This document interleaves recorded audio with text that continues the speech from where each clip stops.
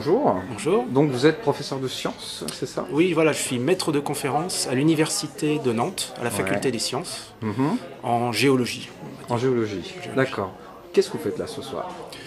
Mon rôle va être un rôle de modérateur, c'est-à-dire que d'organiser un petit peu le débat, faire en sorte que les questions s'organisent autour de grands thèmes, et aussi faire en sorte que ce soit des questions qui intéressent les gens dans leur vie de tous les jours.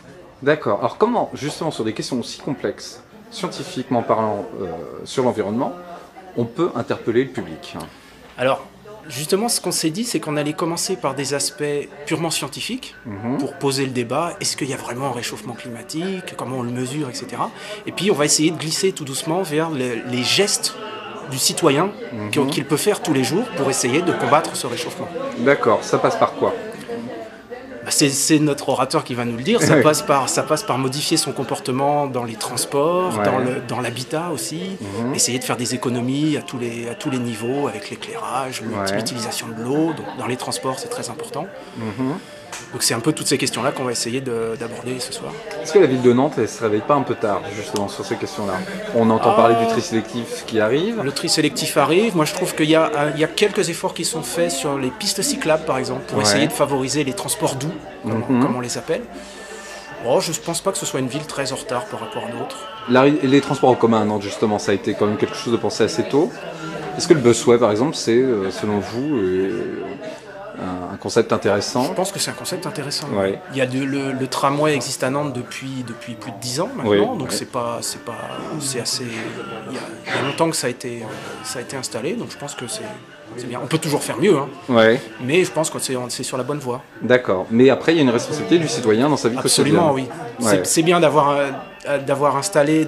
Les politiques ont installé un tramway. Maintenant, c'est aux citoyens de le prendre de plus en plus pour motiver le développement des transports. Il y a encore trop d'automobilistes à Nantes? Beaucoup trop. Beaucoup trop? Beaucoup trop. Il n'en faut plus. Et ça va être dur, à votre avis, de toucher les citoyens là-dessus? Ça va être dur. C'est vraiment changer son mode de vie. Ne plus aller faire ses courses en grands supermarchés qui sont dans la périphérie, donc qui sont des aspirateurs à voiture. Revenir faire ses courses dans les petits magasins de proximité. Donc c'est vraiment un changement de mode de vie. Vous avez tué le grand commerce, là? Oui. Ah oui, vous êtes... Je suis pour la mort du grand commerce. Ah oui, c'est clair. D'accord. C'est clair. D'accord. Et là, ça va être dur par rapport aux citoyens. Ça va être très très dur. Mais c'est pas quelque chose qu'on va faire du jour au lendemain. Il faut y travailler. C'est vraiment changer notre mode de vie. D'accord. Très bien. Merci beaucoup, Pierre. Je vous en prie. Bonne soirée. Merci. Monsieur Kessler, bonsoir. Donc, bonsoir, je suis Monsieur Kessler. Je travaille à l'Université de Nantes dans un laboratoire qui s'occupe de l'énergie solaire. Donc, on travaille sur des photocellules qui sont des objets qui transforment la lumière solaire directement en électricité. D'accord. On perçoit ça comme une source d'énergie, entre autres, qui n'a pas d'impact climatologique. Donc, c'est en ça que je suis là ce soir. D'accord. Donc ce soir, le réchauffement climatique, qui sont des questions lourdes dont on entend beaucoup parler en ce moment dans les médias, sont des questions, à votre avis, qui touchent le citoyen directement? Ils toucheront le citoyen si le citoyen ne touche pas à ces questions, de toute façon, rapidement. D'accord. Parce que le citoyen doit se considérer très concerné. Sur les énergies solaires, quel développement on peut attendre, par exemple, dans un milieu urbain comme celui de Nantes? Elles ne sont pas si négligeables que ça, parce qu'il ne faut pas tant d'espace que ça pour produire des énergies solaires. Le vrai problème, évidemment, c'est qu'on les produit le jour et pas la nuit. Donc il y a un problème de déphasage par rapport à l'utilisation. En ça, en fait, il y a deux réponses. Soit on peut déphaser aussi notre façon de consommer l'énergie, parce que je pense que le citoyen doit évoluer à consommer son environnement différemment. D'accord. Soit il y a aussi la demi-réponse qui consiste à dire que les énergies renouvelables seront suffisamment minoritaires pour qu'ils passeront dans le bruit de la consommation. D'accord. Moi, j'espère qu'ils deviennent plus que ça. Est-ce que vous êtes pour la fin de l'énergie nucléaire, tout bonnement? Oui, je suis un anti-nucléaire. Est-ce qu'il y a un lobby nucléaire en France? Très très fort. Très fort, ouais. Très très fort. Et vous pensez que les citoyens seraient prêts est-ce que ce sont des énergies déjà moins chères? J'imagine, l'énergie solaire? L'économie n'est pas... Enfin, l'outil économique est quand même un outil assez artificiel. Artificiel, oui. Donc, c'est quoi un prix? C'est quoi un prix réel? C'est quoi un prix annoncé? Si on regarde, à mon avis,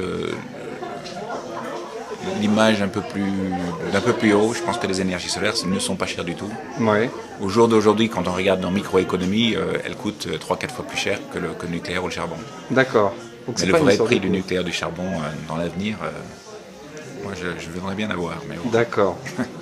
L'énergie solaire dans les années 70 faisait partie un peu de l'utopie domestique. À l'époque c'était quand même économiquement une utopie parce de nos jours on est à peu près 4 fois plus cher que les énergies conventionnelles. D'accord. Dans les années 70 ça devait se faire 50 ou 100 fois plus cher que les énergies traditionnelles. Mais donc on est beaucoup plus proche de la compatibilité économique, de la compétition économique avec les énergies standards que dans les années 70. À votre avis, il faut mélanger les types d'énergie Quels sont pour vous les grands types, à part l'énergie solaire? Quels sont les autres Il faut vivre en harmonie avec son environnement. Donc, je ne sais pas s'il y en a d'autres que le solaire, en fait, parce que toutes les énergies solaires, mis à part la marée motrice, le nucléaire, parce qu'en fait, elles viennent tous du flux d'énergie solaire qui tombe sur la Terre, soit en consommation directe, soit en consommation indirecte, genre l'éolien, ou les usines ou les motrices, donc l'énergie des vagues. Ce sont tous des énergies solaires, ce sont des conséquences de l'éclairement de la Terre par le soleil. Ce sont tous des énergies solaires. D'accord. Je vais vous poser une question un peu plus politique, mais en ce moment, dans les enjeux présidentiels, on entend beaucoup parler de l'environnement, on entend beaucoup parler aussi de démocratie participative. Est-ce qu'à votre avis, ça risque enfin de changer la mentalité des citoyens par rapport à ça? Ou aussi du blabla? Je pense que c'est du blabla. Je ne voudrais pas dire que ça risque pas de changer, parce que je souhaite que ça change. Mais je pense que les constantes de temps des politiciens n'ont rien à voir avec les constantes du temps du problème. D'accord. Un politicien ne réfléchit pas sur 20 ans, notre problème, elle se pose sur... les conséquences de ce qu'on fait aujourd'hui sont dans 20 ans. Enfin, peut-être que dans 10 ans, mais bon, elles sont aussi dans 20 ans. Je pense que le politicien va pas si loin. Mais il n'est pas trop tard. Il n'est jamais trop tard pour bien faire. Il est trop tard pour ne subir aucune conséquence. On subira des conséquences. D'accord. Je vous remercie beaucoup. Bon, moi, je suis effectivement chercheur sur les problèmes non pas de réchauffement climatique, mais de reconstruction des climats dépassés. Je suis spécialiste impliqué dans la reconstruction du climat au cours des périodes glaciaires, par exemple, à partir des glaces polaires. Et à partir de là, je me suis intéressé au climat du futur et donc à ce problème de réchauffement climatique. Finalement, en quoi nos activités peuvent-elles jouer sur le climat des prochaines décennies, voire des prochains siècles. Et c'est effectivement un véritable problème de société. C'est un problème actuel? Oui, c'est un problème actuel, puisque, disons en deux mots, il est actuel. D'abord, il est vraiment lié à ce que nous faisons, en particulier en premier lieu à notre utilisation des combustibles fossiles, du pétrole, du charbon, du gaz naturel, qui fait que nous rejetons du gaz carbonique dans l'atmosphère, nous augmentons l'effet de serre. Cette augmentation de l'effet de serre, finalement, piège de la chaleur dans les basses couches de l'atmosphère et va irrémédiablement conduire, à moins qu'on maîtrise justement les émissions, à un réchauffement climatique qui peut être très important d'ici la fin du siècle. Donc ça, c'est un véritable problème. Et c'est vrai aussi qu'au cœur de ce problème, ce sont vraiment nos activités, tous les jours. Si on prend par exemple le gaz carbonique, c'est lié au transport, c'est lié, mais il faut bien comprendre que finalement une large partie du gaz carbonique émis, une bonne moitié est liée finalement au geste que l'on fait chaque jour, c'est-à-dire la façon dont on se déplace, les transports en gros, et puis le résidentiel, le tertiaire, l'utilisation, le résidentiel joue pour près de 50% des émissions. Donc effectivement, en tant que citoyen, on a un rôle à jouer. Ce soir, vous allez faire face justement à des citoyens nantais. C'est pour ça que les questions sur l'environnement aujourd'hui passionnent les politiques. Est-ce qu'à votre avis, elles passionnent les citoyens? Oui, moi, je ne sais pas si elle passionne, mais en tout cas, l'écoute des citoyens est extrêmement différente de celle qu'elle était, et les politiques d'ailleurs, donc moi j'ai commencé à travailler sur ce sujet il y a maintenant près de 35 ans, il y a une évolution très importante de l'écoute, que ce soit du citoyen, du politique, ou aussi les grandes entreprises qui ont vraiment compris qu'il fallait prendre ce problème finalement comme un moteur de développement de l'entreprise et non pas comme un frein, et donc finalement l'intégrer au développement de l'entreprise. Et je crois que c'est pareil en tant que citoyen, il faut absolument effectivement que ça s'intègre dans la vie de tous les jours de chacun, cette nécessité finalement de maîtriser notre consommation d'énergie. Et puis, je pense que c'est un problème, je pense aussi que c'est un problème auquel on peut apporter des solutions. Donc il est bon de tirer la sonnette d'alarme aujourd'hui? Oui, il est largement temps, parce que en gros, si on veut, plaçons-nous en France, par exemple, l'objectif en France est de diminuer nos émissions de gaz à effet de serre, donc d'un facteur 4, divisé par 4 d'ici 2050, et on voit bien que, c'est-à-dire que chaque année, elle devrait diminuer de 3%, donc c'est maintenant qu'il faut commencer à s'y mettre, et c'est un effort de tous, et ce n'est pas effectivement dans une cinquantaine d'années qu'il faut le faire, c'est vraiment maintenant. Dans tous les enjeux, en ce moment, on entend parler beaucoup de démocratie participative. Est-ce que ça ne serait pas un plus, justement je crois que, effectivement, je crois qu'on luttera efficacement contre l'effet de serre s'il y a une adhésion du citoyen. Donc, je veux dire, je crois qu'il faut que chacun s'empare. Enfin, d'ailleurs, il faut que tout le monde se sente concerné, le politique, l'industriel, les communautés urbaines. Mais c'est vrai qu'il y a aussi une adhésion. Je ne crois pas qu'il puisse y avoir une lutte efficace contre l'augmentation de l'effet de serre sans adhésion du citoyen. Et pour ça, je pense qu'effectivement qu'il faut trouver un moyen pour le faire adhérer. Et la démocratie participative peut être un moyen.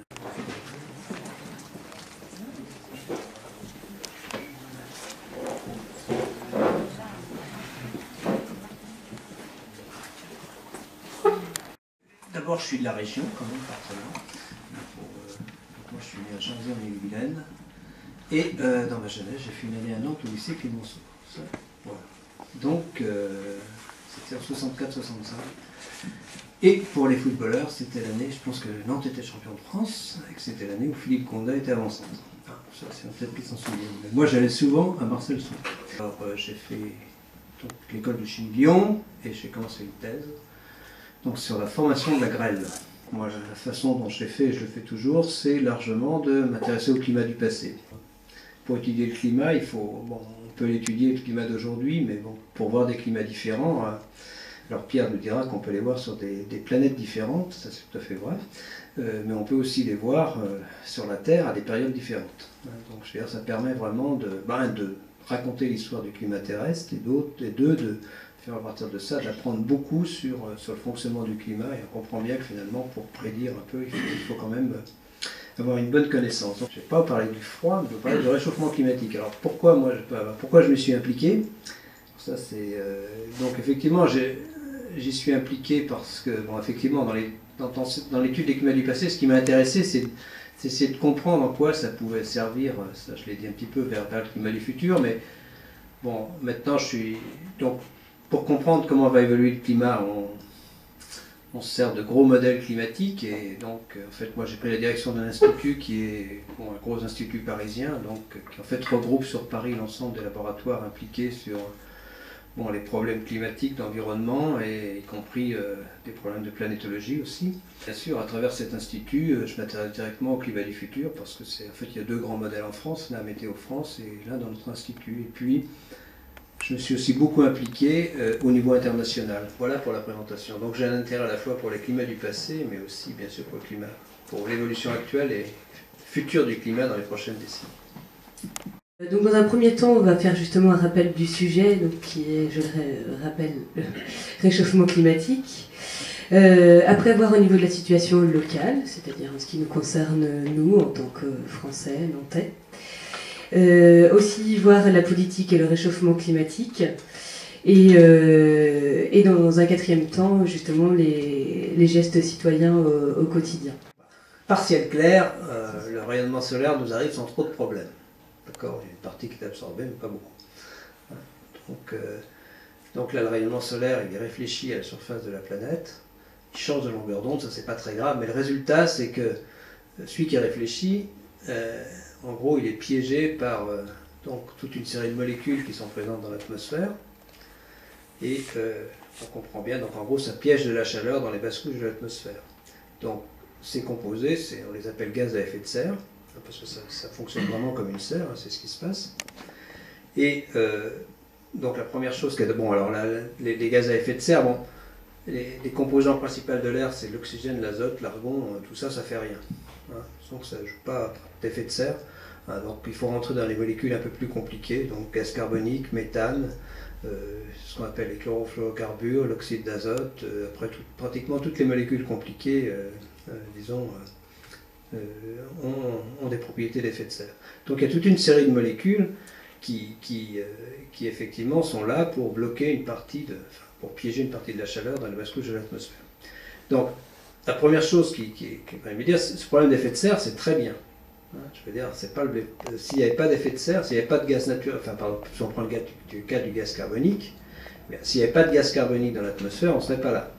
Tout simplement parce que, enfin, bon, le premier, c'est bien sûr la vapeur d'eau. Il ne faut pas oublier qu'un des principaux gaz à effet de serre, c'est la vapeur d'eau elle-même. Donc, s'il n'y avait pas d'eau dans l'atmosphère, pas de gaz carbonique, bon, s'il n'y avait pas d'eau, je pense qu'on ne serait pas là, mais la température de la planète sans effet de serre serait de moins 18 degrés. Donc, le fait qu'il y ait de la vapeur d'eau naturellement, tout ça, donc l'effet de serre est quelque chose de bénéfique en soi. Alors, quel est le problème? C'est qu'effectivement, donc décomposés comme le gaz carbonique, comme le méthane, comme l'oxyde d'azote en particulier, mais on va surtout se concentrer sur les gaz carboniques et le méthane, eh bien, nos activités en ont augmenté la concentration dans l'atmosphère. Disons, à chaque fois qu'on brûle du pétrole, du charbon, moins maintenant chez nous, mais ou du gaz naturel, eh bien, finalement, on émet du gaz carbonique dans l'atmosphère. Et le gaz carbonique, il s'accumule. On en émet 7 milliards de tonnes de carbone chaque année vont dans l'atmosphère. Ça fait quand même 1 tonne par an par habitant, en moyenne, chaque année. Donc en fait, si on réfléchit, alors en France, on a plutôt 1,7 tonne. Et ça fait 10 mètres cubes de gaz carbonique pur chaque jour. Donc en moyenne responsable en France. Donc il y a 7 milliards de tonnes de carbone qu'on émet dans l'atmosphère, il y a à peu près la moitié qui est absorbée par l'océan et la végétation, mais chaque année ça s'accumule, et puis disons 200 ans, eh bien, on a augmenté la concentration de gaz carbonique de 35%. Donc, et par exemple, alors le méthane c'est l'autre source, on a augmenté la concentration de méthane parce que c'est lié à... C'est à chaque fois qu'on décompose de la matière organique en dehors de la présence d'oxygène, ça peut être les ruminants, les décharges. Bien sûr, si on perd du gaz naturel, s'il y a des fuites, c'est aussi du méthane, donc tout ça. Donc on connaît bien les sources, on sait ce qu'on sait de façon certaine. Alors ça c'est... Alors j'aime bien dire les certitudes. Les certitudes, on sait que l'effet de serre augmente. Donc quel est l'effet de l'augmentation? En quoi ça correspond? Tout simplement, le fait d'augmenter le gaz carbonique, le méthane et tout ça dans l'atmosphère, ça sont nos activités. Eh bien, en gros, on a augmenté le chauffage de l'atmosphère. On a augmenté le chauffage. On avait, bon, je ne vais pas donner trop de chiffres, on avait 240 watts par mètre carré il y a 200 ans pour chauffer en moyenne sur une année sur la planète, disons, pour chauffer les basses couches de l'atmosphère. Maintenant, on en a 1% de plus. Donc effectivement, qu'est-ce qu'on est en train de faire? On est tout simplement en train d'augmenter le chauffage. Et donc effectivement, la réaction naturelle, si on augmente le chauffage, c'est que la température va augmenter. Donc ça, c'est une première certitude. Il est certain qu'on change la composition de l'atmosphère de façon très rapide, très importante. C'est ça, le méthane, dans la concentration de méthane, il y en a 2,5 fois de plus qu'il y a 200 ans. Donc c'est important, rapide, et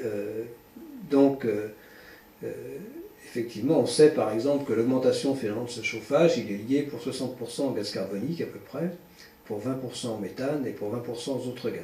Donc ça, ce sont des choses bien établies, que personne ne conteste. Et donc en face, effectivement, les questions qu'on se pose, donc effectivement, si on augmente le chauffage, alors est-ce que la température augmente? Ce serait une réaction normale.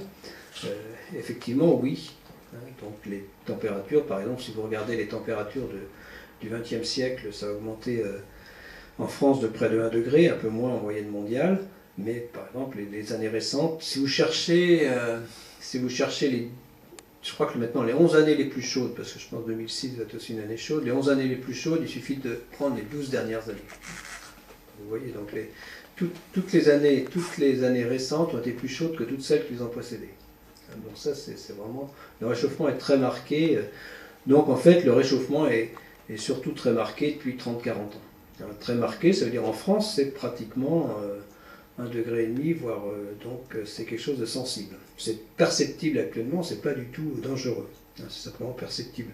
Bon, l'exemple qu'on montre, c'est perceptible par exemple pour la végétation. Par exemple, si vous regardez les dates des vendanges, elles se sont avancées d'à peu près 3 semaines en une trentaine d'années. Donc ça, donc il y a un réchauffement qui est là et bon, qui est quand même.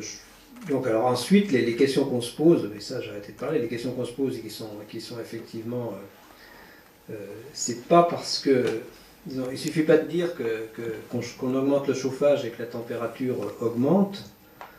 c'est ça tout le débat, pour être capable d'affirmer qu'il y a une relation de cause à effet.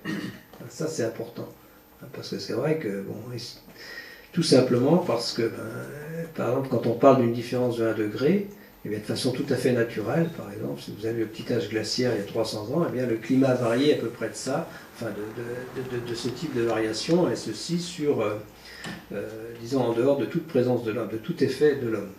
Donc effectivement, il nous a fallu beaucoup de travail pour être capable de dire, ce que nous sommes capables de dire actuellement, que effectivement, il y a relation de cause à effet sur les 50 dernières années, c'est-à-dire que la communauté scientifique affirme disons, que le réchauffement des 50 dernières années est largement imputable aux activités humaines. Je vais arrêter là, mais c'est ça.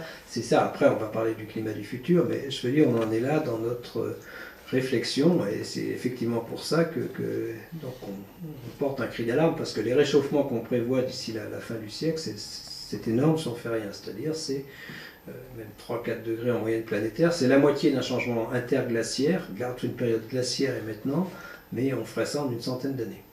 Donc c'est un vrai problème, parce que c'est extrêmement rapide et puis, disons, extrêmement violent et important. Au cours des 40 dernières années, la France s'est réchauffée d'1,5 degré. Donc pratiquement. Donc non, c'est pas beaucoup, mais pour le moment, le réchauffement climatique n'est rien dangereux. C'est pas un problème actuellement, le réchauffement climatique, c'est ce qui nous attend. À l'été 2003, en gros, ça sera quelque chose ça sera la norme, ça sera pratiquement tout le temps, avec des étés plus chauds que 2003. Ça sera un été moyen en 2050, si rien n'est fait. Donc on voit bien, ça donne une dimension au réchauffement climatique. Il faut bien se rendre compte que le réchauffement climatique, je dis simplement que celui qu'on vit est perceptible. Je veux dire, moi ici, quand j'étais jeune en Bretagne, il y avait quand même plus de neige qu'il y en a actuellement. Et ça, c'est vérifié, je veux dire. Et je donnais l'exemple de la végétation qui le ressent très bien, et ainsi de suite. Donc, mais dire qu'il est perceptible ne veut absolument pas dire qu'il soit dangereux. Bien sûr que le problème du changement climatique, ce n'est pas que la température. Donc le fait que la température augmente, on a l'impression que c'est anodin. Mais donc, si on parle de l'Espagne, donc finalement, une des principales... si on regarde la France... donc effectivement, d'abord pour regarder les climats du futur, après on utilise des modèles, mais qui sont les mêmes modèles que ceux qu'on utilise pour la prédiction météo, donc ce sont des modèles météorologiques, mais en fait qu'on étend à l'ensemble de la planète et qu'on fait tourner sur des périodes très longues. Et ça donne une image de ce que peut être notre climat dans 50 ou 100 ans. Ce qui ressort sur l'Europe en général, c'est que effectivement il y a des risques de plus de précipitations dans le nord de l'Europe et de moins de pluie dans le sud de l'Europe, en Espagne, tout le pourtour méditerranéen. Et il faut bien imaginer que si on réchauffe de 4-5 degrés en France et en Espagne, ça fait aussi plus d'évaporation, c'est-à-dire qu'une des conséquences peut-être les plus visibles dans nos régions en France serait vraiment un assèchement progressif des sols. Ça, c'est un des problèmes probablement majeurs dans nos régions, si rien n'est fait, à l'échelle de 50 à 100 ans. Si on regarde une carte du monde, une carte climatique du monde dans 100 ans, donc si on met beaucoup d'effets de serre, on voit par exemple, si on prend une carte où la température moyenne de la planète est 3 degrés plus chaude qu'actuellement, donc il faut bien voir 3 degrés plus chaud, ça paraît rien du tout en moyenne, c'est énorme, parce que 3 degrés, entre une période glaciaire et actuellement, la température moyenne de la planète, il y a 6 degrés d'écart. Donc si on fait ça en 100 ans, c'est énorme. Mais si vous prenez une carte comme ça, vous voyez que des régions comme les régions de l'Arctique peuvent être de 8 à 10 degrés plus chaud, 3 fois plus, 2 à 3. Le réchauffement est peut-être 2 à 3 fois plus important dans les régions de l'Arctique que sur la moyenne de la planète. Et ça, c'est déjà ce qu'on voit. Par exemple, les régions de l'Arctique se réchauffent pratiquement 2 fois plus vite, entre 2 et 3 fois plus vite que la moyenne planétaire. Alors pourquoi? Ça mérite un des mécanismes, c'est que ces rayons,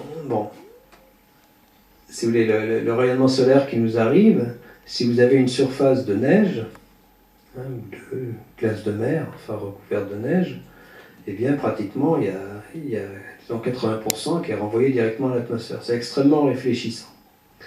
Si vous remplacez ça soit par de la toundra, ou de la végétation, ou sur l'océan de l'eau,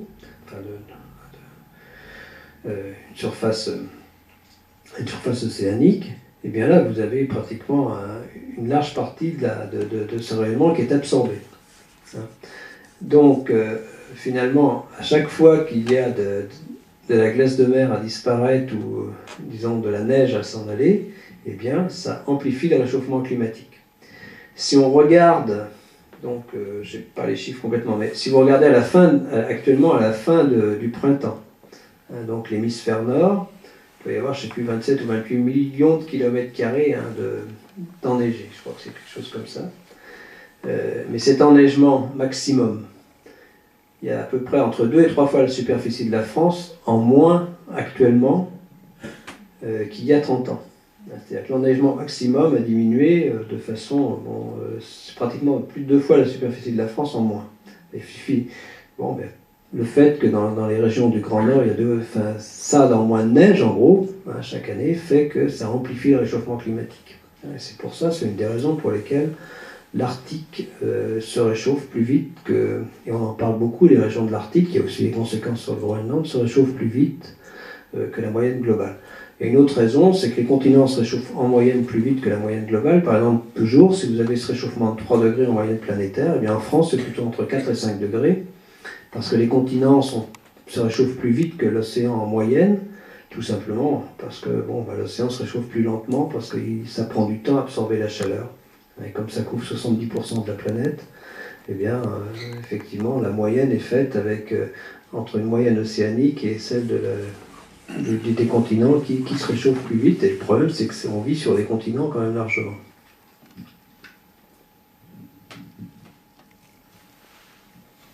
Oui, vous intervenez sur les questions du climat depuis assez longtemps.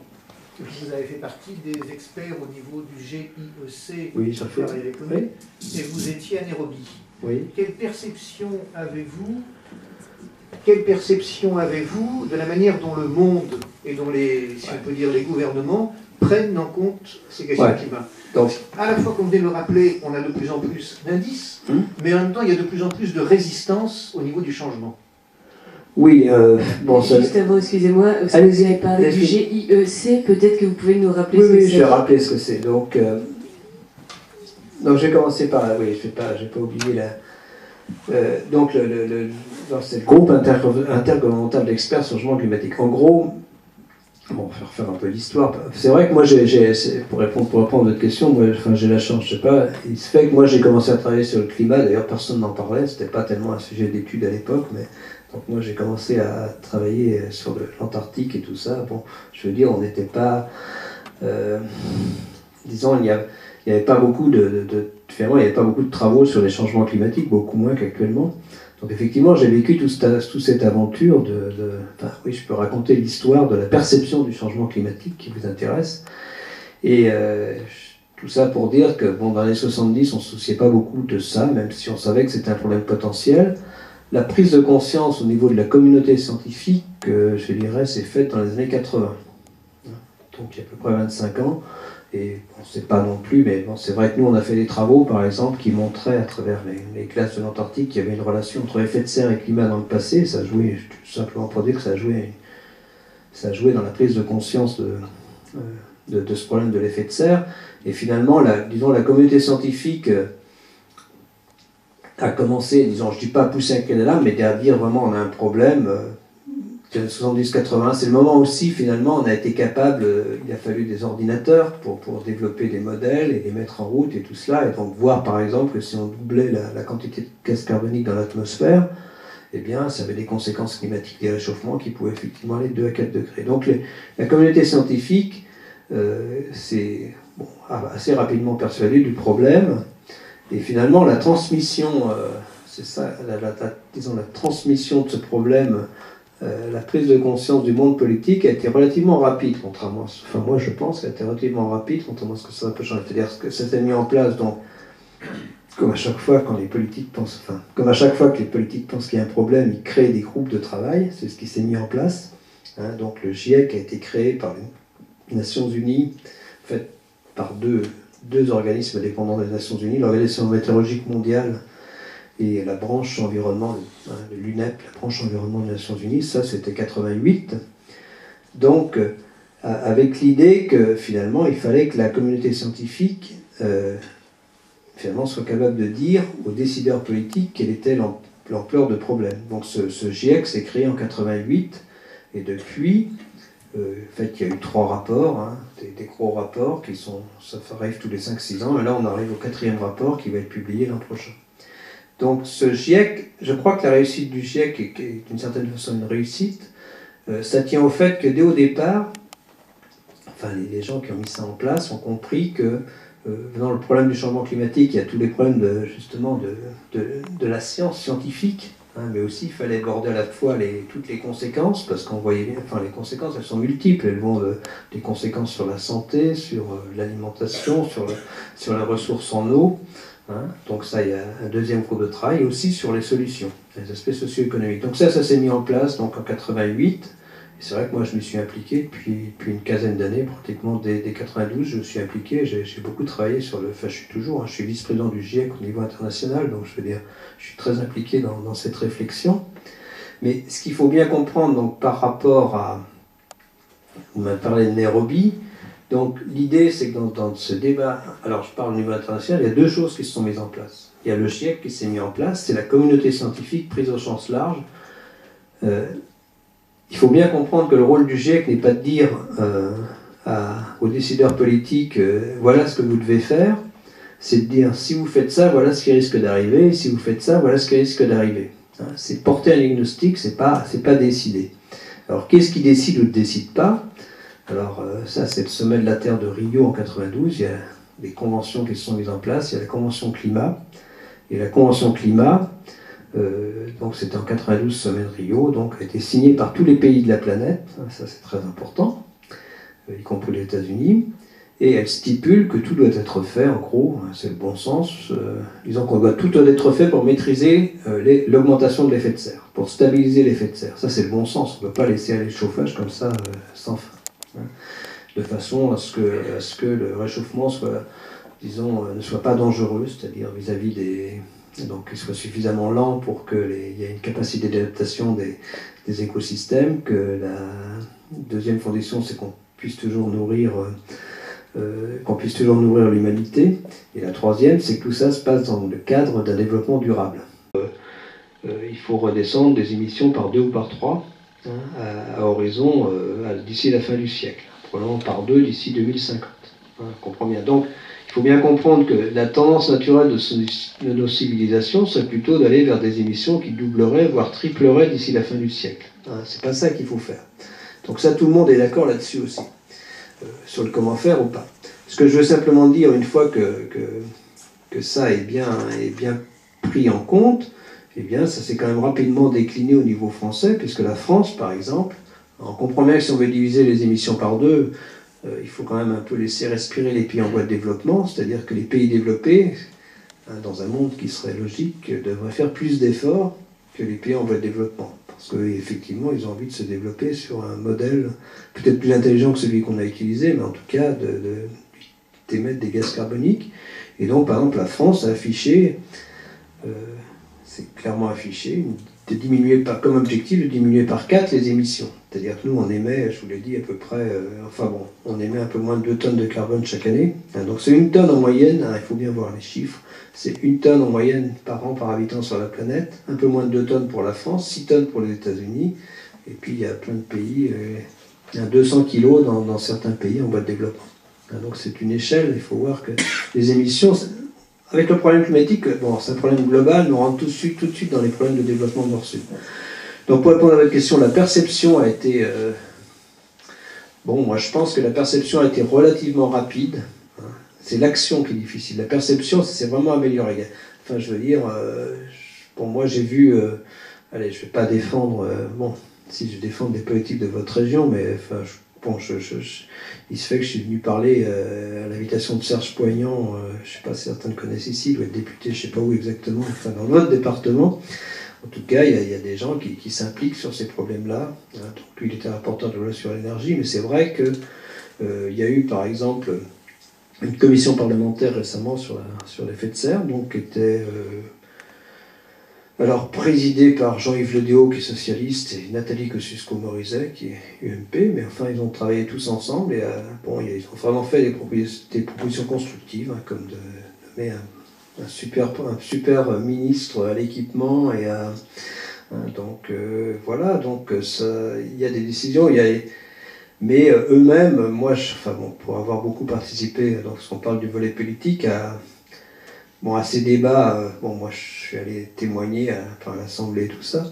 D'un côté, dans nos parlementaires, ils sont, ils le disent eux-mêmes, ils sont 30, 40, 10% qui sont très au courant des problèmes, qui ont envie de faire bouger les choses. Je dirais, sans vraiment, vraiment avec un coloriage politique très large, hein, je veux dire, ça dépasse vraiment les clivages, mais il y en a 90% qui pensent à. Parce que ce problème, c'est que c'est un problème de long terme. Il y a 90% qui pensent que c'est pas leur problème. Leur problème, c'est les problèmes des 15 jours qui viennent. Donc c'est un peu ça le problème politique. Mais il y a quand même des politiques qui ont envie de se remuer, qui sont sincères, et ça c'est clair, et qui connaissent bien le problème. Donc, nous, scientifiques, il y a quand même un répondant en face. On ne peut pas dire que c'est sur le désert. Mais c'était différent il y a 10 ans. Hein, c'est ça. Je veux dire, ça a beaucoup changé. Je constate que les gens écoutent, que les gens parlent, mais je pense qu'entre là et agir, il y a quand même encore un geste à faire. Parce que le politicien cause, ça ne m'étonne pas beaucoup. Il y a action, ça j'aimerais bien voir. Oui, moi je suis d'accord sur l'action, donc on pourra en parler, mais c'est vrai que moi je suis avant tout scientifique, je suis aussi citoyen. Mais effectivement, l'action, pour la France actuellement, c'est le plan climat. Alors la France, elle en est où ? Elle est donc dans ces accords de Kyoto. Donc en gros, une fois que tout le monde est d'accord que disons, je pense que tout le monde est d'accord pour dire qu'il faut stabiliser l'effet de serre, c'est quelque chose de raisonnable. Le niveau de stabilisation n'est pas exactement déterminé. Disons, pour que ce ne soit pas dangereux, on sait qu'on a une capacité d'adaptation, mais en gros, par exemple, beaucoup d'études montrent, et c'est un peu la position qu'est en train d'adopter l'Europe, parce que, disons, on commence à prendre des risques de déstabilisation, disons, pour beaucoup. La vulnérabilité dépend de ce qu'on regarde, dépend d'où on est, si on regarde le niveau de la mer, si on regarde, la vulnérabilité dépend, il y a des endroits où il n'y aura pas de problème, mais en gros, disons, beaucoup d'études montrent que si on va au-delà d'un réchauffement moyen de 2 degrés par rapport au climat qu'on avait il y a une centaine d'années, on commence à rentrer dans une zone qui devient dangereuse pour beaucoup de choses. Je ne veux pas négliger les autres gaz à effet de serre, mais il faut stabiliser le gaz carbonique. Pour stabiliser, il faudrait, on est à 7 milliards, on ne peut pas éviter de continuer à monter un peu, mais il faudrait que vers 2020, on commence à redescendre, et dès 2040, revenu au niveau actuel et redescendu très rapidement en dessous, en deuxième partie du XXIe siècle. Donc c'est quand même... Le problème de l'action, c'est que c'est un défi énorme. Hein. Le problème de l'action, c'est vraiment un défi, c'est vraiment un véritable défi. Donc moi, le chiffre que je donne toujours, je veux dire, si on ne faisait rien, si on n'avait pas de problème, on irait allègrement vers 20 milliards de tonnes de carbone chaque année au niveau de la planète. Et puis là, il faut aller vers 2 ou 3. Donc c'est un facteur 10. Donc l'action, elle est énorme. Donc je veux dire, c'est pour ça. On a un peu de temps, donc il y a des moyens, on pourra en parler. Mais pourquoi l'action ne se met pas en place? C'est parce qu'elle est difficile. Donc l'action, donc évidemment, pour atteindre ces diminutions d'émissions, on va passer par étapes. Alors, le protocole de Kyoto, c'est, dans l'esprit des gens qui l'ont mis en place, c'était une première étape. Donc la première étape dans laquelle les pays développés s'engageaient à diminuer collectivement leurs émissions de 5%. Donc le protocole de Kyoto, c'est 2008-2012. Donc ça, c'est signé, mais la période de référence va tout juste commencer dans 1 an et demi. Et puis, donc les pays se sont engagés. Donc c'est différencié suivant les pays. Si on prend le cas de la France, eh bien la France s'est engagée, parce que, il paraît qu'on est bon élève parce qu'on a du nucléaire, donc s'est engagée à maintenir ses émissions au niveau de 90. Alors, donc c'est pas sûr que la France ne va pas y arriver, on est à peu près en train d'y arriver. Donc c'est un peu juste, mais enfin, il y a encore des chances. Mais c'est après que ça sera dur, parce qu'après, pratiquement, si on veut diviser un facteur 4, c'est diminuer nos émissions de 3% chaque année. C'est pareil. Donc même si l'action peut être, si on se limite à vouloir tenir les engagements de Kyoto, c'est pas perdu, mais c'est pas gagné non plus. Donc c'est limite actuellement. Il y a des pays qui sont complètement en dehors des clous. Par exemple l'Espagne, par exemple, par rapport à leurs engagements de Kyoto, c'est plus 20%. Alors il y a des pays qui sont qui ont accepté les contraintes du protocole de Kyoto, donc tous les pays européens, mais dans les pays qui étaient signataires, il y en a où ça n'a pas été ratifié, comme les États-Unis. Ils ont aussi augmenté leurs émissions de près de 20%, alors qu'ils avaient pris un engagement de 7% en moins. Donc on voit bien que... Et il y a les pays... Alors les pays, actuellement, l'autre partie du problème, c'est que tous les pays, donc ceux qu'on pas à ratifier actuellement, les grands pays, c'est surtout les États-Unis, l'Australie, le Canada qui veut se retirer parce qu'ils ont changé de régime politique, mais il y a aussi tous les pays en voie de développement qui, eux, ont signé et ratifié le protocole de Kyoto parce que c'est facile pour eux, ils n'ont pas d'engagement. Donc sur la première partie. Donc le jeu ensuite va constituer, bon, c'est pour ça qu'on parle si vous suivez le débat, c'est qu'est-ce qui va se passer après Kyoto. Donc l'objectif serait de faire revenir les États-Unis dans finalement, disons, la table de négociation, à prendre des mesures, même si c'est différent de Kyoto, et aussi à intégrer finalement ces grands pays comme la Chine, l'Inde, le Brésil, qui n'ont aucune contrainte dans un processus vertueux. Mais c'est quand même tout un changement de mentalité qui va nous impliquer, parce que donc, si on revient au rôle du citoyen, c'est que il faut bien avoir en tête les grands postes d'émissions de gaz à effet de serre. Donc si vous regardez en France, il y a sur l'effet de serre en général, il y a 4 grands postes. Il y a l'industrie. Alors si on compte aussi ce qui compte pour l'industrie, enfin rien que pour produire le pétrole, tout ça, l'industrie liée directement à l'énergie, ça fait l'ordre de 30%. Il y a donc le transport qui est plus de 20%, le résidentiel c'est aussi plus de 20%, et l'agriculture joue aussi un rôle important, presque près de 20% en France, non pas à cause du gaz carbonique, parce que le machinisme agricole ça doit être 2 à 3%, mais à cause du méthane et aussi de l'utilisation d'engrais qui fait qu'il y a de l'oxyde d'azote.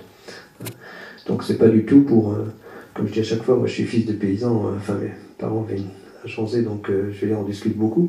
Par exemple, ce qui se met en place et qui à mon avis dans le moyen terme aura une influence, c'est par exemple actuellement donc alors je sais pas, le diagnostic énergétique, je sais pas quand il rentre ça c'est le plan climatique, enfin il rentre en compte des choses se sont mises en place comme l'étiquetage des chacun connaît l'étiquetage des vous achetez un lave-vaisselle, il y a des catégories de A à G, il y a même des A+, maintenant des A++, ça.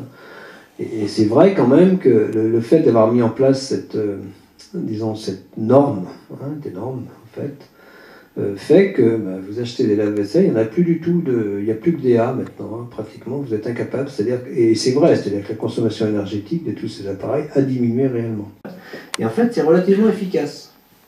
Oui, non, mais je veux dire, non, mais ça après, je veux dire, bon, d'accord, on y va, je veux bien. Bon, moi, je suis pas, c'est pas moi qui ai écrit le plan climat, je connais bien les gens qui l'ont fait, mais bon, ouais, j'écoute. C'est relativement efficace, mais la consommation énergétique du français globalement, elle diminue pas. Et si on veut prendre, vous dites que c'est difficile de faire des mesures, mais mais c'est du passage. Si je regarde le nombre de kilomètres de voies ferrées en France, elle ne fait que diminuer. Voilà. Le nombre de kilomètres d'autoroutes ne fait qu'augmenter. Tout à fait. Vous dites que c'est difficile, mais si je vais à Paris, moi, je trouve ça beaucoup plus facile de prendre le train que de prendre ma voiture. Oui, c'est ce que je viens de faire.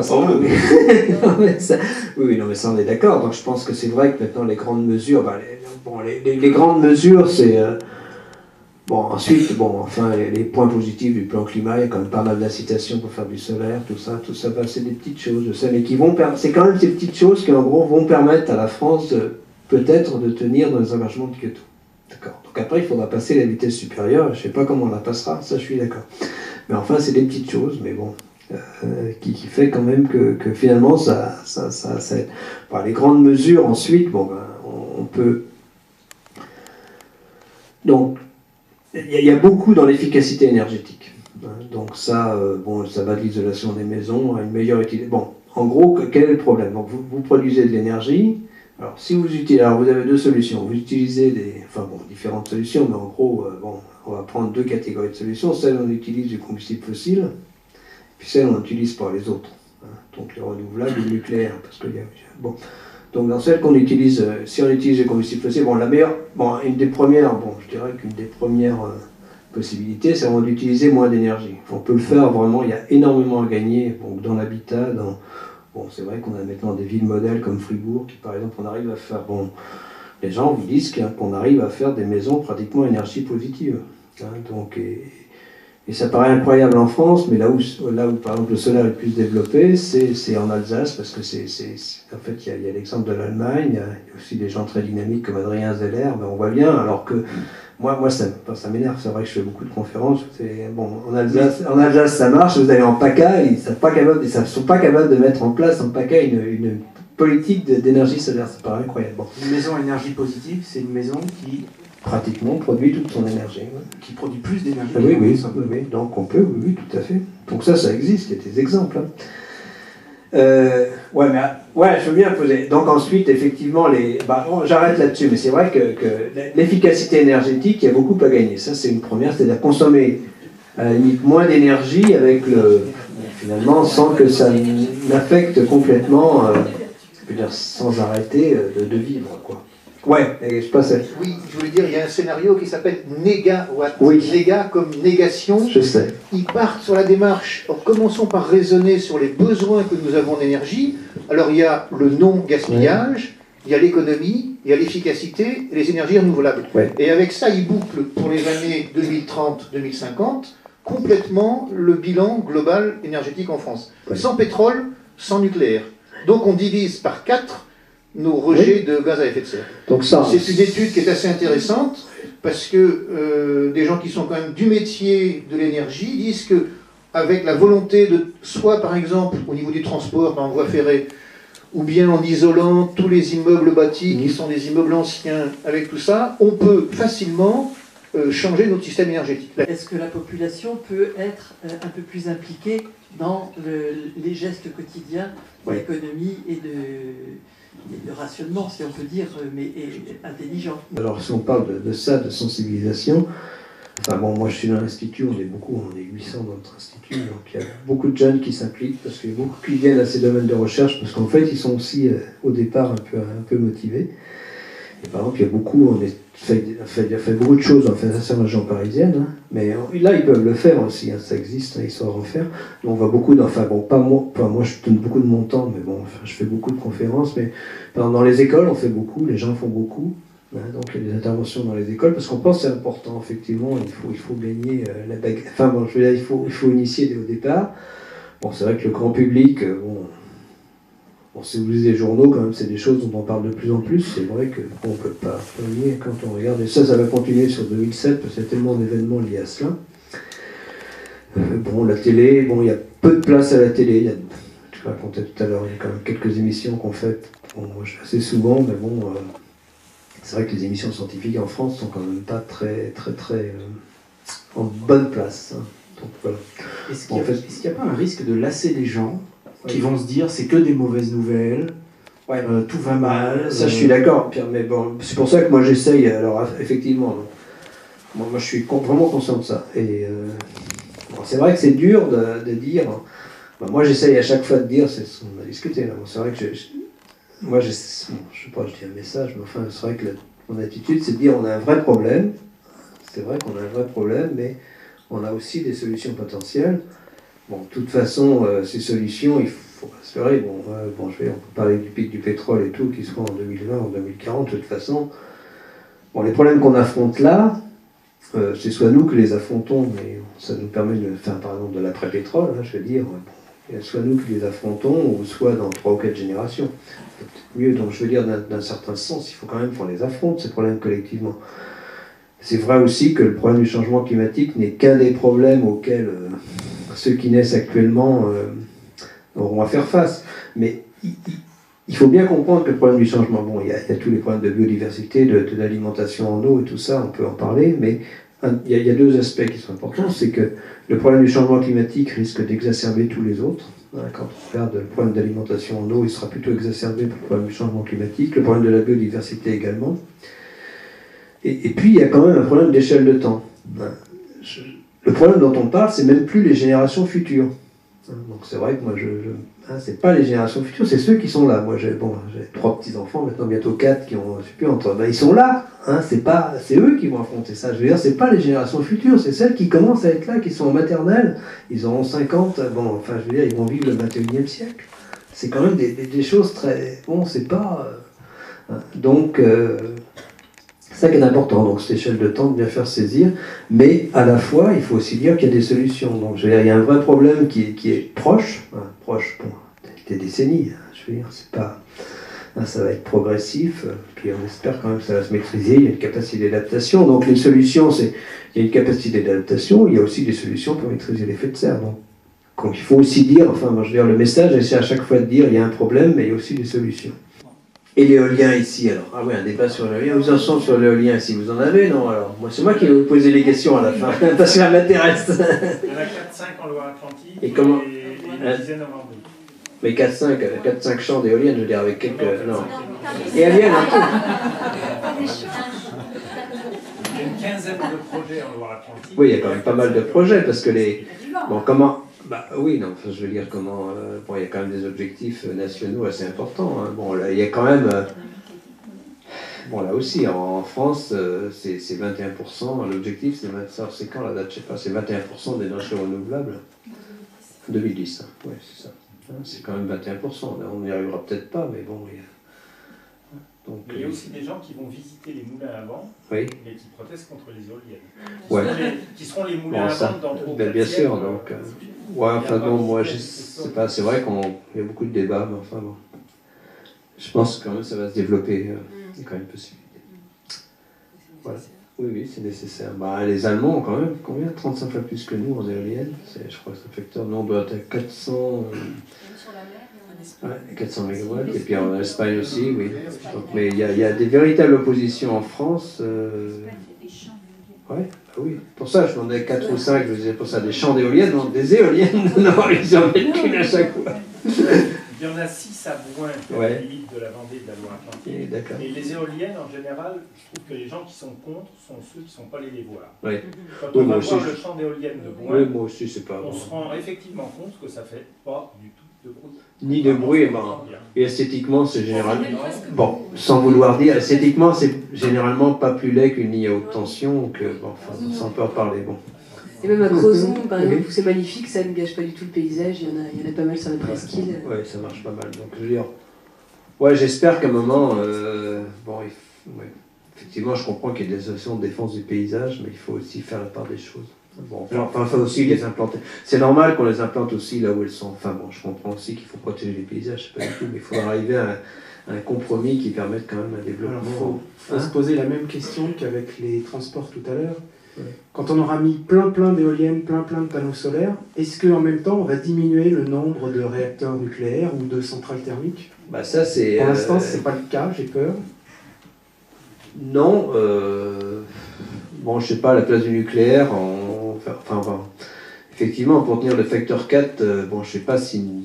on verra, les décisions de renouvellement du nucléaire, c'est pour quelques années, donc il faut... Oui, d'une certaine façon, je suis assez d'accord que c'est déjà pris, le PR est pris. Si on lit la loi sur l'énergie, effectivement, qui vient d'être votée, effectivement, le nucléaire, on pourra au moins garder les capacités, je n'ai pas les termes exacts de la loi sur l'énergie, c'est effectivement une loi qui a été votée. Oui, vous parlez toujours comme si ce qui guide la société vient de l'État. Je voudrais réinsister sur la responsabilisation des gens. Je ne pense pas que les gens sont les pions de l'État, je pense qu'il faut insister vraiment sur la responsabilité des gens. Et en fait, parce que si on regarde l'évolution de l'humanité, moi j'ai tendance à croire que l'homme a fait tout ce qu'il a fait pour arriver où il en est, pour se dégager des contraintes de la nature. Il a cherché à se dénaturer, pour se prendre un maximum de distance de la nature. Et qu'on en est là où on en est aujourd'hui, et je pense qu'il faut apprendre à l'homme de revenir en harmonie avec son environnement. Que ce soit imposé par l'État, ça me paraît... Vous reprenez mon bâton, peut-être ma carotte, là. Non, mais... Je trouve ça un petit peu limité, quand même, comme action. Non, moi, j'essaye aussi d'autres actions. Par exemple, je crois que le bulletin de vote peut aussi compter. Donc, je veux dire, donc le citoyen. Bon, je sais pas, on verra si... je sais pas, aujourd'hui j'ai accepté notre comité de veille de Nicolas Hulot, parce que je pense quand même qu'au moins ça remue un peu les choses, on verra bien si ça fait quelque chose. Bon, il y a aussi le moyen, en tant que citoyen, on peut aussi, on vote aussi, oui, effectivement. Je pense que... On consomme. Mais c'est quand même voter que vous êtes toujours dans le rapport entre l'homme et son gouvernement. Moi, je parle de le rapport entre l'homme et son environnement, pas de son gouvernement. Oui, je suis d'accord. Mais ça, je reviens à dire, oui, c'est vrai, mais je reviens aux chiffres qui sont malheureusement impitoyables. Il y a peut-être 10% de la population qui pense comme vous, ce qui est très bien. Donc c'est pour ça. Bah oui, mais il faut comment on fait adhérer, on peut revenir, comment on fait adhérer l'ensemble de la population à une politique vertueuse. Donc il faut y arriver. Bah, on y arrive quand dans les supermarchés on a supprimé oui, ça marche. tous les petits sacs, ça oui. s'est fait en rien du tout, oui, je suis d'accord. Mais oui, mais parce qu'il y a une décision. Mais c'est là que je trouve, mais c'est aussi parce qu'il y a une décision de prise. C'est pareil pour la limitation de vitesse. Si on disait aux gens, bon, c'est pas passé, mais dans le plan climat l'an dernier, c'était limitation à 110. Si on disait point barre, c'est 110, et les gens, ils accepteraient. Hein, on commencerait par interdire des voitures qui font plus que 100 chevaux. Voilà. Donc oui. Contrairement, enfin, moi, il y a une chose dont je suis persuadé, c'est que contrairement à ce que beaucoup disent, les changements de comportement peuvent être relativement rapides, enfin très rapides à l'échelle d'une génération, je veux dire. Donc il ne faut pas penser que les gens sont incapables effectivement de s'engager dans une politique vertueuse. Il ne faut surtout pas penser ça, je suis d'accord. Simplement, bon, moi je pense que le politique a un rôle à jouer dans ça. Bon, j'ai peut-être tort, mais je pense que j'aimerais bien aussi que les gens le fassent d'eux-mêmes tous, mais bon, malheureusement, c'est pas le cas. Et justement, c'est triste de penser que c'est que par l'interdiction que les gens changent. Ça peut être l'incitation, ça c'est faux. Le politique ne peut pas être que par l'interdiction.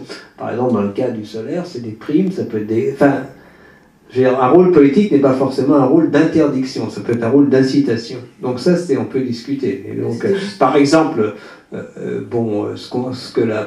ce que beaucoup essayent de mettre en place maintenant, c'est de changer la fiscalité. Ce que ça se fera, c'est-à-dire, là, effectivement, bon, vous allez me dire, je suis d'accord, vous allez me dire encore, c'est des histoires de politique, mais c'est quand même, je pense, une mesure, baser une fiscalité plus sur, justement, en tenant compte des problèmes d'environnement, de tout ça. Donc, je veux dire, on peut avoir des changements qui opèrent quand même. Donc, ça peut être de l'incitation, ça, je veux dire. Moi, dans le domaine de l'environnement, je n'ai aucune confiance aux politiques, que ce soit soi-disant la gauche, et puis les autres. L'autre fois, j'entendais un élu vert de Paris qui disait que lui, il était pour taxer les 4x4 à Paris. Mais ça veut dire, les gens qui ont des 4x4, des gros déjà, je ne vais pas citer de marque, mais ce sont des gens déjà, ils ne sont pas gênés pour payer, mettons, 10, 20 euros. Alors ça veut dire que celui qui a du fric, il a le droit de polluer. C'est toujours par... moi, je ne suis pas du tout d'accord avec cette histoire de taxer quelqu'un avec le fric. Le pauvre Kidam, lui, non, t'as pas besoin de venir en ville, plus de démerde. Mais c'est déjà ce qui se passe justement avec les pays développés et les pays non développés. C'est qu'on a l'accent. On devrait polluer. Bon, pour revenir à nos politiques, attends un tout petit truc.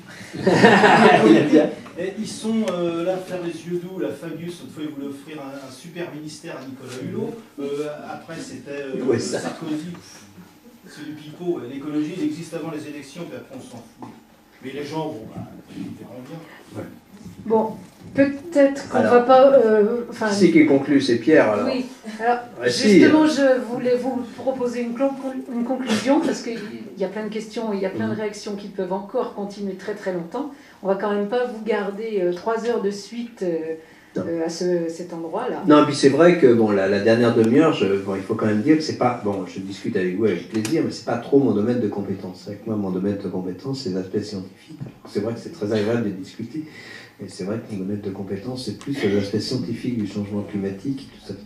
Donc, mais non, je veux dire, sur les solutions, je pense qu'il y a des gens qui sont même plus impliqués que moi. Enfin, moi, j'essaye si, je fais beaucoup, puisque je vais me lancer quand même dans ce problème du rapport sur l'énergie et tout, mais bon... c'est vrai que les points sur lesquels j'essaie d'apporter quelque chose, c'est finalement, moi ce que j'aime, ce que j'essaie de faire, c'est que je pense qu'un préalable à l'action, c'est la prise de conscience. C'est vrai que je me suis beaucoup investi depuis une quinzaine d'années pour cette prise de conscience. Donc, alors, je sais pas, je dis pas que c'est Donc, là, toute notre communauté, on s'est impliqué, donc j'espère que ça aussi, c'est une action qui est utile. Mais alors moi, je suis d'accord que l'action après, c'est important. C'est qu'un premier pas, la prise de conscience. Mais bon, on fait ce qu'on peut. Nous, on pense que c'est notre rôle déjà. Il ne faut pas non plus trop attendre du monde scientifique. Mais je pense que de l'autre côté, le risque, c'est de dire, vous inquiétez pas, on s'en occupe. Surtout continuez à vivre votre vie. Parce que je pense qu'il faut surtout responsabiliser les gens. Et si je peux simplifier l'éducation à la carotte et au bâton, je ne vois pas la carotte que vous pouvez offrir. Donc je pense que vous êtes obligé de taper avec le bâton. Donc, bon, alors attends, je sais pas la carotte. Alors on va prendre un exemple, on va voir. Il y a des différentes façons. Ça, je peux bien discuter, mais on regarde la mise en place du solaire. Donc Pierre, il va nous en parler. Je suis sûr quand même que les primes t'ont incité à mettre le... on va voir, on peut discuter de cas concrets. Alors qu'est-ce qui se fait dans votre région là? Alors on va voir. Il vaut mieux avoir un plan national d'isolation du bâti. Ah mais ça c'est d'accord. Bon mais c'est ça. Pourquoi prendre toujours le solaire ou le photovoltaïque alors que ce ne sont que des trucs qui actuellement sont marginaux, qui auront beaucoup d'importance? Non mais il faut faire les deux. Enfin moi je veux bien. Actuellement le plan climat a fait très peu sur l'isolation du bâti. On nous dit qu'on va produire des carburants avec de l'énergie verte, où on va consommer autant d'énergie que ce qu'on va sortir. Alors, on peut discuter, un peu moins quand même, heureusement, mais ça, ouais, d'accord. Alors, on commence. Alors, oui, je suis d'accord qu'en France, il y a, déjà, je suis assez critique vis-à-vis de nos architectes. C'est-à-dire qu'en France, il y a le problème du bâti, c'est-à-dire du logement ancien, qu'il faudrait vraiment isoler. Et ça, il faut bien voir que ça peut être très créateur d'emplois. En plus, il faut voir que, des emplois locaux et tout ça. Donc ça, c'est vraiment très bien. Effectivement, moi, c'est ce que j'ai fait chez moi, donc c'est complètement isolé, tout ça. Donc ça n'empêche pas après de vouloir mettre du solaire. Et moi, je voudrais faire de la géothermie, mais enfin, comme on discutait avec Pierre, c'est vraiment un truc de riche, c'est vrai, un petit peu. C'est vrai qu'on... Bon. Et moi, j'ai vécu ça, et ce qui énervait l'EDO et Kosciusko-Morizet, c'était au moment de des trucs Borloo, là, à moins de 100 000 euros. Alors, eux, ils se sont battus, mais je crois qu'ils n'ont pas gagné pour que ces maisons Borloo soient justement parfaitement isolées. Parce que ce sont justement, enfin, il me semble, ça c'est un bon raisonnement, ce sont justement ces maisons qui, a priori, iront quand même vers des gens qui n'ont pas beaucoup de revenus ou pas trop, qui ont besoin d'être isolés, parce qu'après, c'est tout gagné par là. Si ça consomme 2 fois moins d'énergie sur les 20 prochaines années qu'une maison mal isolée, je veux dire, c'est vraiment, c'est le bon sens. Et effectivement, on a du mal, je suis assez d'accord. Donc, ensuite, effectivement, dans ces trucs-là, ça ne va pas comme ça devrait aller, je trouve. Bon, l'architecture urbaine, alors, sans parler du bâti ancien, même le bâti nouveau, nos architectes, on essaie de ça commence, mais ils ont du mal à rentrer dans ce problème, que le problème du réchauffement climatique est un problème. Il y a beaucoup d'immeubles qui sont encore faits actuellement ou qui ne tiennent pas compte du tout de ça. Donc c'est pas que le bâti, même le fond. Moi je voulais dire, je suis assez étonnée que sur la commune de Saint-Herblain par exemple, qui vient de construire un grand quartier, là, la Solvardière, où il y a des centaines de logements sociaux. Rien ne soit fait. Ils ne sont pas bien isolés. Les choses avancent un petit peu, mais tout doucement. C'est comme le plan climat. Là, il y a, dans le domaine du bâtiment, pour déterminer l'isolation, l'orientation des bâtiments, etc., il y avait jusqu'à maintenant ce qui s'appelait la RT 2000, la réglementation thermique. Au 1er septembre de cette année, on est passé à la RT 2005, qui est censée imposer une augmentation des épaisseurs d'isolation, augmentation des surfaces vitrées au sud, donc ça avance tout doucement, mais ça avance. Alors pourquoi autrement, quand on achète un matériel audiovisuel, on a toujours des voyants lumineux partout? Ça, je suis d'accord. Le problème de la veille, moi aussi je suis comme vous. Là vraiment, alors là, moi je me pose les mêmes questions, mais j'apporte pas les réponses. Il n'y a personne qui travaille sur l'électronique. Parce que moi je me pose les mêmes questions. Radio réveil qui nous donne l'heure à longueur de nuit, alors qu'on en a besoin 2 fois dans la nuit si on se réveille. Non, mais là, c'est vrai que la seule façon de gagner, c'est que tout ça soit. Mais effectivement, les problèmes de veille, je sais plus, c'est quand même relativement important dans l'utilisation de l'électricité. Et quand vous dites que le changement de mentalité est difficile, c'est long toujours les changements de mentalité, on le voit bien, mais par contre, par rapport au niveau, là-dessus, c'est l'industriel finalement qui ne propose pas autre chose que ça. Oui, mais pourquoi alors ça, on peut en parler. Ça, à mon avis, c'est en train de changer. Moi, je donne l'exemple de... Enfin, je veux pas... Bon, je donne l'exemple, un exemple que j'ai vécu.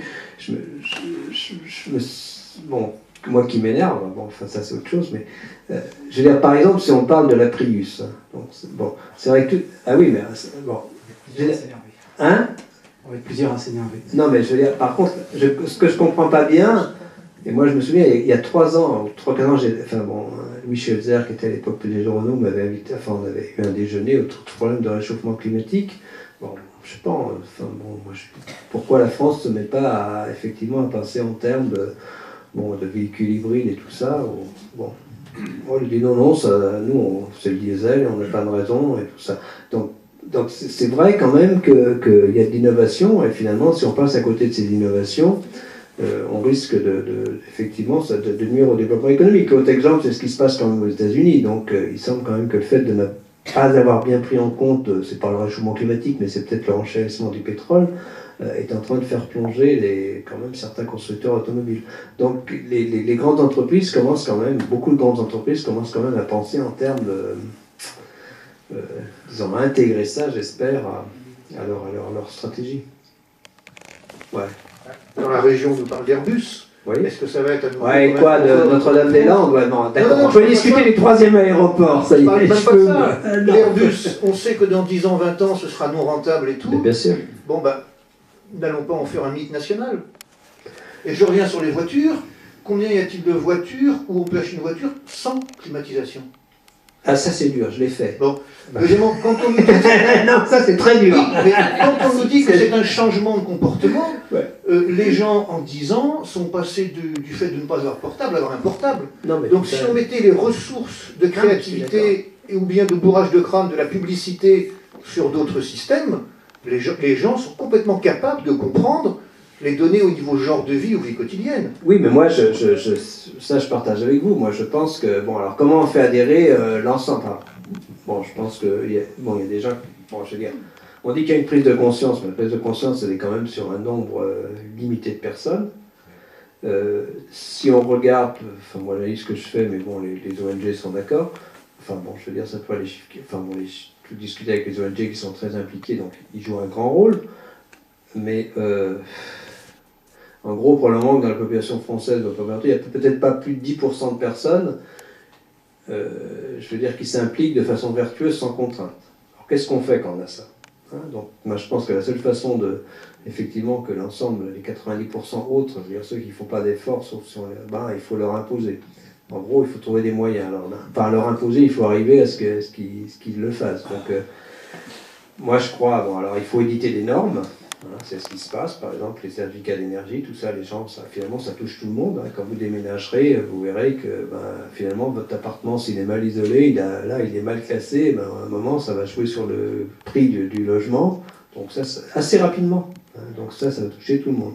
Donc si on émet des normes qui touchent tout le monde, ou des appareils électroménagers, ou si l'État dit, il faudra peut-être dire aux entreprises producteurs d'électroménagers, les problèmes de veille, vous débrouillez pour qu'il n'y ait plus de veille et tout ça. Donc c'est quand même, le rôle du politique est important.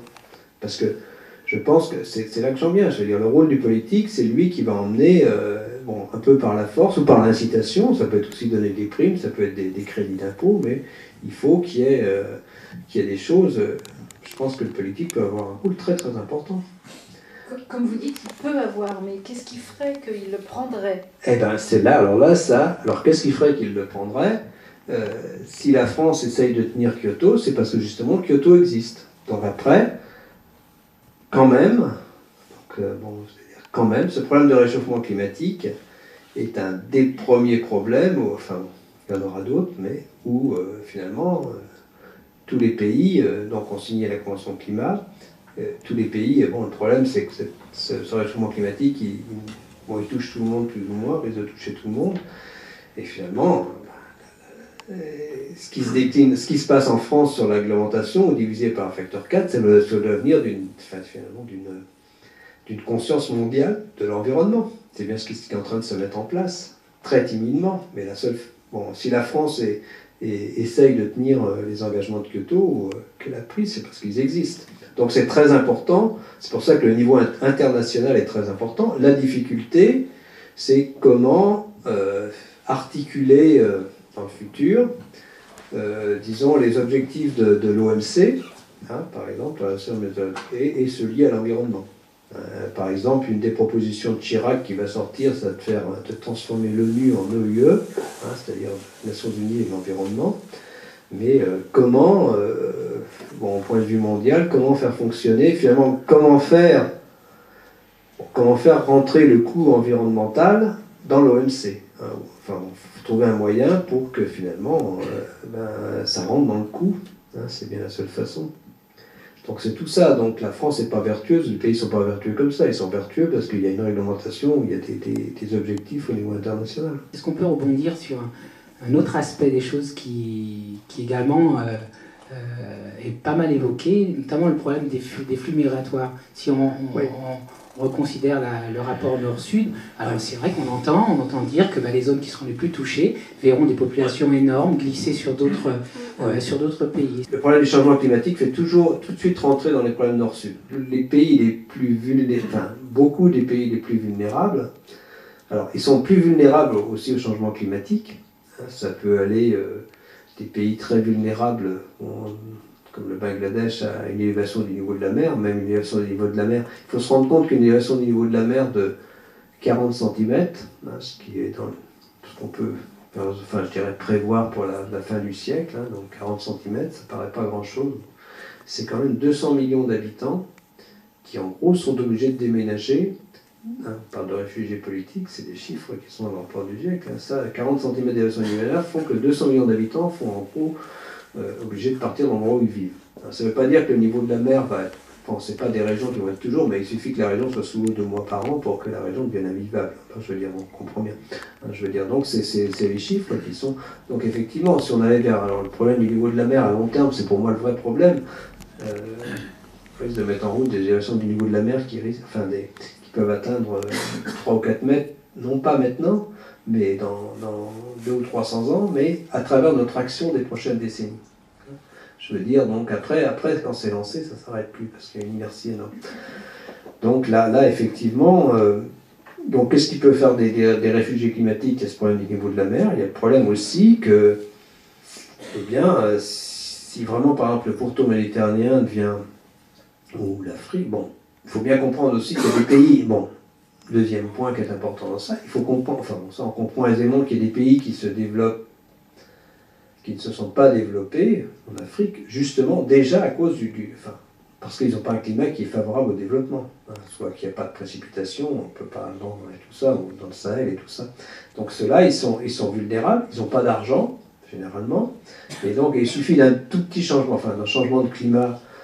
Bon, là au Kenya, ils sont, bon, je veux dire, il suffit, en Afrique, ils sont très sensibles, il suffit d'un changement climatique, disons, bon, bon, soit vers la sécheresse, par exemple, et ça peut effectivement avoir un effet énorme sur des pays africains, qui n'ont vraiment pas les moyens de s'adapter. C'est pour ça qu'à Nairobi, il y a eu beaucoup de discussions sur l'adaptation. C'est en Afrique. Donc, oui, le problème, c'est très inégalitaire. C'est inégalitaire dans les productions, c'est inégalitaire dans la vulnérabilité, et c'est inégalitaire dans les moyens dont on dispose pour finalement faire face et s'adapter.